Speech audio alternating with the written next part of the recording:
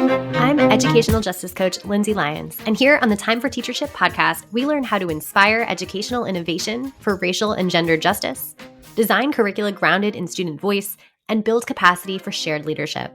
I'm a former teacher leader turned instructional coach. I'm striving to live a life full of learning, running, baking, traveling, and parenting because we can be rockstar educators and be full human beings. If you're a principal, assistant superintendent, curriculum director, instructional coach, or teacher who enjoys nerding out about co-creating curriculum with students, I made this show for you. Here we go. Welcome to the Time for Teachership podcast. This is episode 201. Today, we are talking about designing discourse opportunities that build over time. They build on top of one another. And so you don't have, I'm thinking of Matt Kay's a concept of threading. You don't have the idea that this is the only conversation about this topic that you will have. I've kept that concept from Matt Kay in my brain for a while since reading Not Light But Fire, which is his phenomenal book about talking about race in classrooms.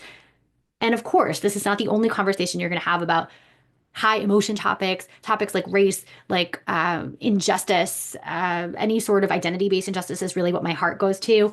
And so we have talked on the podcast a lot about general steps of building curriculum and class culture around discussion of injustices and striving towards justice. So in the context of all of that, I want to name, there are many, many resources previously on the podcast that you can listen to for other components. But today, what we're focusing on are the specific protocol options for discussion and discourse in your class, particularly for the most part, whole class discussion and discourse experiences, although I will name at least one that is a smaller group level piece. Of course, always using things like turn and talk as well, but I think the large classroom pieces are where we sometimes struggle for ideas for how to build and at what points of the unit we use which type of protocol. So that's what we're getting into today. I'll kind of go through the general steps first, and then you can always reference previous podcast episodes for other components that you want to dive deeper into. So general steps. Here is the overview of how I would build out kind of curriculum and a unit specifically around a particular topic. First, of course, you want to have the foundation of a culture of discussion built before you introduce any high emotion topic. You can discuss things and practice the art of discussion with some lower intensity topics. So you want to build the foundation. You want to have things like baseline assumptions or agreements in place. For example, we never debate that people have a right to life and water and housing or something, right? We want to have communication agreements. So this is how we will communicate with one another. We will not talk over someone else, whatever the things are, right? And then once you've kind of built the foundation for culture of discussion, you design the prompt. What is the particular question that we are asking students to engage with and discuss? Potentially, depending on the particular discussion format, you will select a text or texts. I always use text in air quotes. So that could be a video, it could be an infographic, it could be a lot of things, but it's kind of the fodder for conversation, the factual basis. Then you will select the protocols. So again, you want to thread them over time. That's the focus of this episode. So what protocols are you going to do? We'll talk more about that momentarily. And then finally, after students have had conversations, you want to build in time for reflection. So build a capacity for student discourse by giving them feedback and having them give feedback to each other and self-reflect, giving themselves feedback. And this should be based on a rubric that you design and ideally co-design with students, and or a framework, which I've talked about before, the discourse analysis framework that Dr. Sheree Bridges-Patrick and I have used and published is a good one. We also want to make sure that we're gathering student experience data in multiple ways. So having students share their feelings, drawings, photo voice, whatever kind of format it takes, we want to make sure that students are sharing their experience in the classroom, in the class discussions specifically with you, so you can make adjustments based on their experience. We don't know students' full experiences until we ask, so we want to make sure we build in time for that. Okay, that was a very fast overview of all of the pieces. Now we're going to dive deeper into the protocol options. So that was step number 4, selecting the protocols to thread throughout the unit, all around a particular topic. So what we're going to talk through are kind of general protocol options, and then I will give you an example of how these kind of come to life in a particular unit based on identity. And I'm pulling from Boston Public Schools has a really cool identity unit. I think they call it like Unit 0 for the start of the year. And so I love this concept and have been working with them. And so just thinking about how do we maybe apply this concept of discussion threading and discourse threading, building conversation on a previous conversation around the concept of identity. Because we're talking about identity-based injustices, those can have heightened emotions, and it's even more important to be intentional about how we design the curriculum. So, possible protocol options. Again, thinking about specifically class-wide conversations. Whenever I am building a unit or starting a topic where we haven't gone there before, we haven't discussed this topic, it might be unfamiliar or it might cause high emotion. I like to start at the beginning with building some empathy and some emotional engagement and centering students' experiences and stories. Now, my favorite protocol for this is circle practice. And so I like to come together in circle, right? No desks, chairs in a circle, ideally. Obviously, different people have different spatial requirements in their classrooms and spaces, but we see each other's bodies. We are connected to the stories students are sharing, and we invite students to share a story connected to the topic, but maybe a story about their own lived experience or feelings on a particular topic. So we're really centering in students where they are in the moment they're coming into that first class discussion. They are not concerned with necessarily like factual things. It's more of kind of an emotional lived experience thing. However, students can certainly bring in facts that they know, and we want to honor and value that expertise. But if we have misconceptions here, know that we have time to address them later. We're not engaging in debate here. We're just learning about each other. And again, I think it's really important when we're giving feedback to students to identify specifically what the purpose of each discussion is.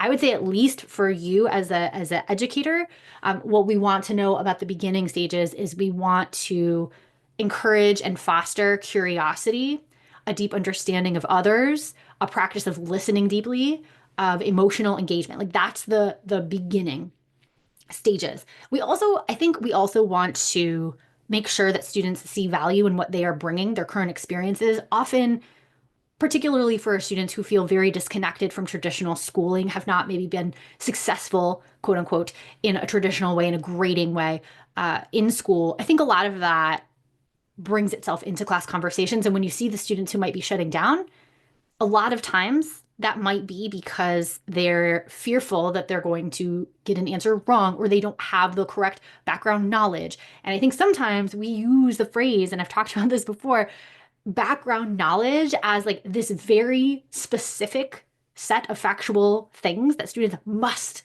bring in with them from like the previous years of formal schooling, and we don't value as much.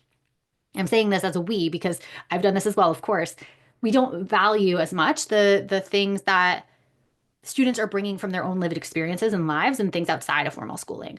And so when we invite all of that, we also invite that engagement that might not happen if we introduce this topic in a more formal discussion setting where we're citing evidence immediately and that kind of thing. Okay, so after the beginning stage, we have built community with Circle. We have emotionally engaged students. We have valued their experience coming in. Then, kind of along the middle parts of the unit, we could vary these. We could use several different protocols. Here's my two favorite for kind of the middle portion of a unit or discussion kind of thread. One is human barometer.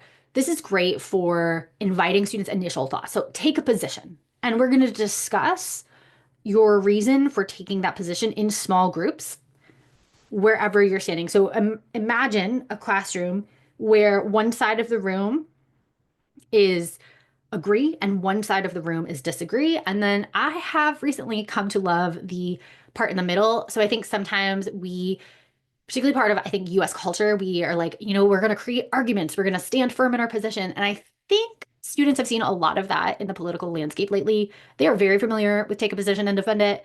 And I want to foster and encourage kind of a nuanced understanding of topics and the ability to change one's mind based on deeply listening to others. So I have renewed my interest in the middle, standing in the middle, not fully agreeing or disagreeing, but you have to explain why. And it has to be kind of a thoughtful nuance. And honestly, many times when students stand there and explain that nuanced opinion, I think that is sometimes the most thoughtful opinion or the most thoughtful stance is like a person who really truly understands the depth of the topic. So I don't want to exclude that.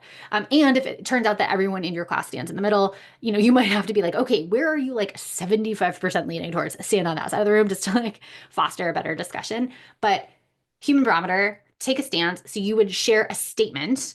You would have them take a stance on one side of the room. And then wherever they're standing, turn and talk to the people next to you. Why are you there? And then you're going to have one person be the spokesperson to kind of share out to the larger group. And you can invite students to move where they are standing based on whatever the group said, if they are convincing. So encouraging that deep listening. I also want to name, of course, if your students are more comfortable or if there are physical considerations to take into account. Like you don't have to physically move about the room. You could do this digitally. You could do this on like a scale. I've done this via Zoom where we annotate like a line. You can hold up fingers, 1, 2, 3. There's a lot of different ways that this could look, but just envisioning kind of one example how I've used it in my class. The second example of a protocol in kind of the middle range is a discussion diamond. I get this from Investigating History, which I think this protocol specifically was written by EduCurious, which is an organization out of Seattle, I believe, Washington.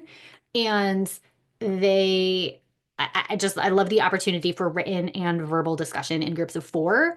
So they propose that students get a question. Usually it's like the question for what they call a cluster or a set of like 5 lessons or something, where they've been learning about things. They can certainly cite evidence at this point, and they are asked to think about their response to the cluster question or the kind of like mini essential question or driving question for the week.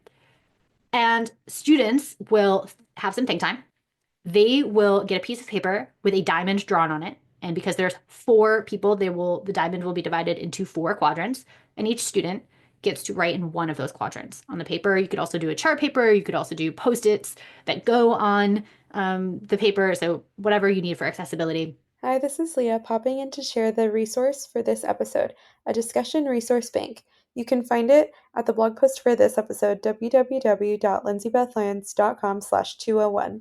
Now back to the show. Students will think, write the response on the Post-it or the square of the diamond, and then after everyone has written, they will verbally kind of share and explain a little more deeply, because maybe they just wrote 1 sentence or 2 sentences, their idea. They will have about 1 minute to share, and then they will have a few minutes after everyone has shared their initial idea to come to consensus or at least synthesize their understanding. And they will write that in the middle of the diamond, in the center of the paper. And so that's just another example of a way to engage with the discussion diamond. Now there's, or with the question, excuse me, is a discussion diamond. There's a ton of other things you could use in this middle kind of format where we're starting to base our opinions and ideas of things on factual information. We've already started examining sources and that kind of thing. You could certainly do something like a collect and display. Everyone gets a Post-it. What are your thoughts on this? Write it on a Post-it, come stick it on the wall. We're going to cluster collectively our class's ideas into different categories and group them based on themes we're seeing emerge. Right? There's a lot of different things you could do, but these 2 are my favorite.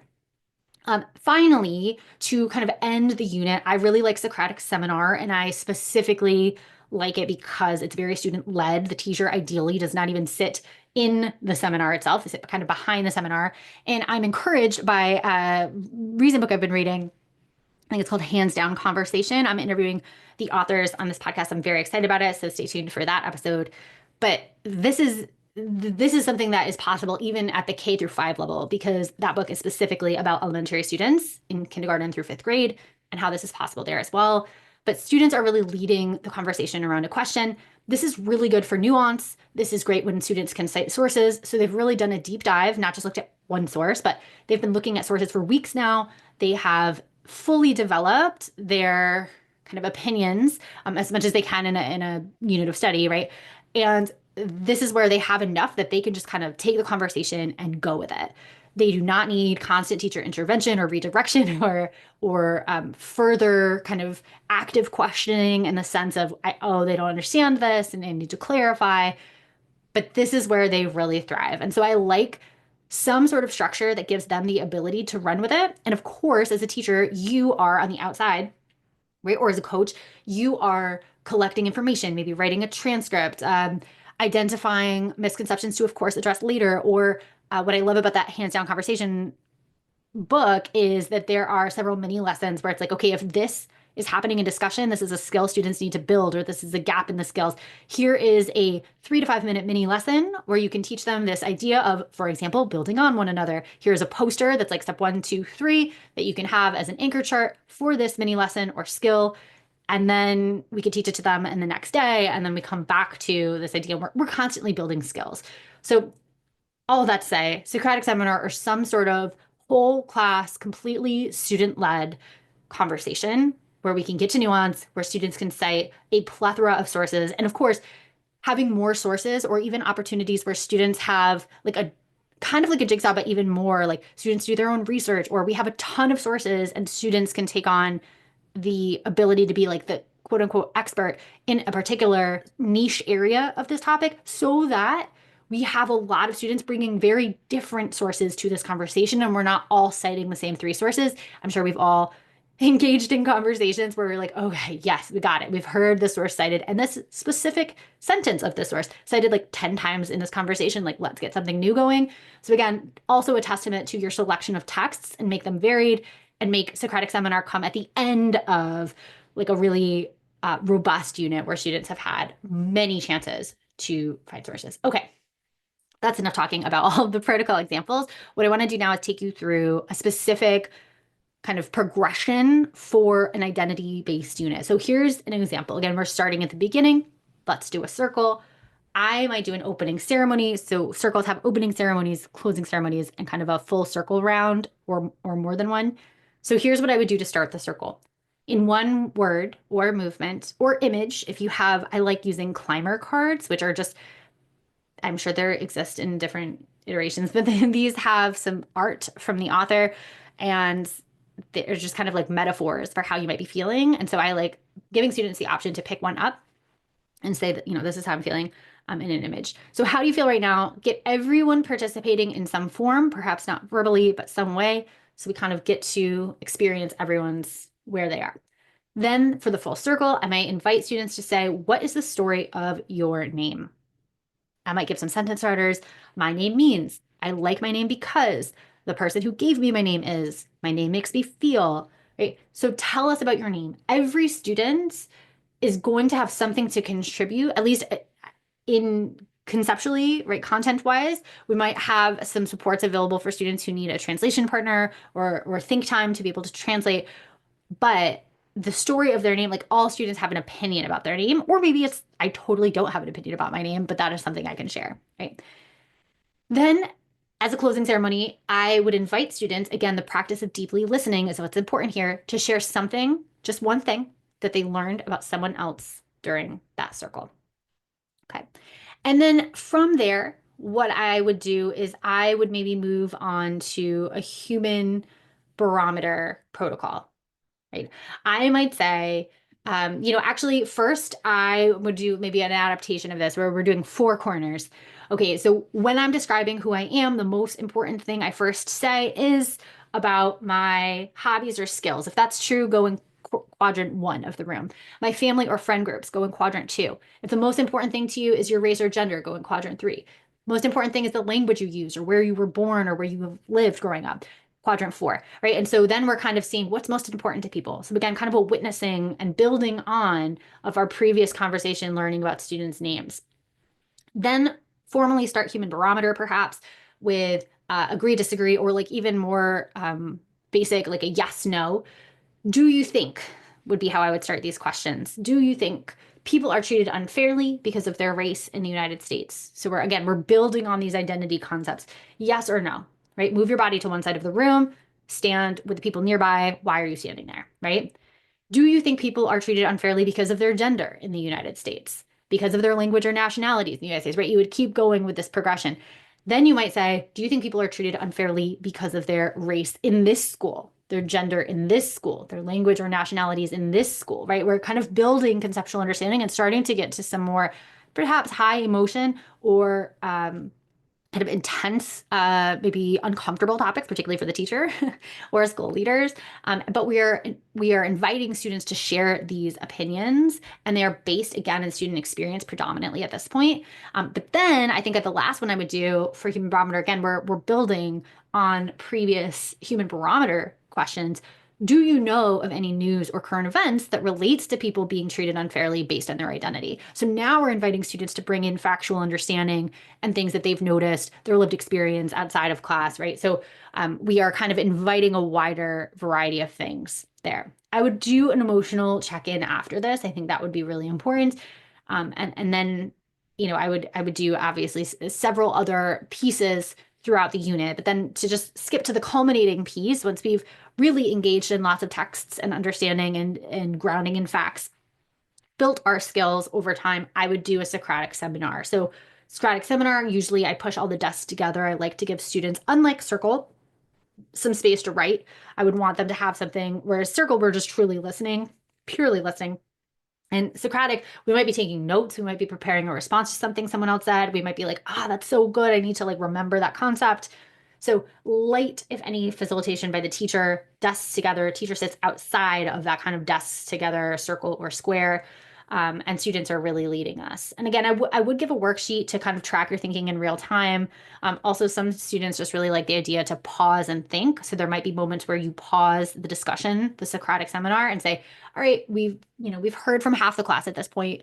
I'd like others to speak. Maybe we need a little quiet think time. If you already spoke, feel free to write down something that you heard or kind of engage with the worksheet during some quiet think time. So my discussion question for the Socratic seminar might be, what would it look like if the United States enabled people of all identities to thrive, right? So what would it look like if is a really good question starter, because you are inviting students to envision a future that does not already exist. So again, there's not a right or wrong here. All possibilities are welcome. The other thing I really like about this is McAvoy and Hess, Diana Hess and Paula McAvoy have written, and I've interviewed them on the podcast, about how when we discuss political topics, it is better not to discuss the factual things, and I'm totally forgetting exactly what they call this, but kind of policy. Policy issues is where it is most fruitful to discuss, because we can agree that something is an issue. We don't need to debate the facts about whether all people are thriving in the US. We know that people are not. I imagine we have built that understanding over the course of our unit. And now we're inviting students to say, how could it be better? Right? What would it look like if? There's no wrong answer. What would it look like if, as long as we're holding to our baseline understanding or assumption that all people deserve life and, water, food, shelter, healthcare, whatever your baseline understandings are in your class. Within that context, and remembering our agreements for communication that we have built the foundation for in previous conversations, discuss this question, right? And so we have some generative, creative ideas where students are building on a factual understanding, not to be right or wrong about something, but to create a possible future that is more free, that is more just beautiful, right? This is more desirable, I guess is what I'm going for. So I think in that progression, and of course, it's not perfect. Of course, it is not fully fleshed out. You can kind of see the building from the initial circle to the human barometer to the Socratic of ways that we center student voice and leadership in the conversation, to ways that we ground in students' experience and imagination and the possible. And we are thoughtful about our own kind of actions or interactions as we are kind of pulling out or designing some of the questions to surface student discussion in ways that are not super teacher driven in the moment, but are really thoughtful in the design principles of how we create the space for students to really thrive and lead conversation once the class starts or once the discussion begins, because we've set them up for success in that way. As you are heading out today to go do your thing, I want to leave you with a resource, which is the Discussion Resource Bank.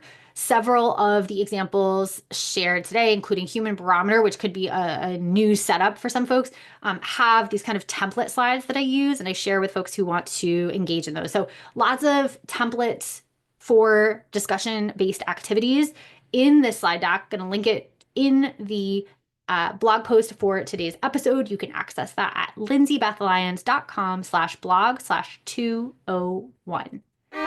If you like this episode, I bet you'll be just as jazzed as I am about my coaching program for increasing student-led discussions in your school. Shane Safir and Jamila Dugan talk about a pedagogy of student voice in their book, Street Data. They say students should be talking for 75% of class time. Do students in your school talk for 75% of each class period?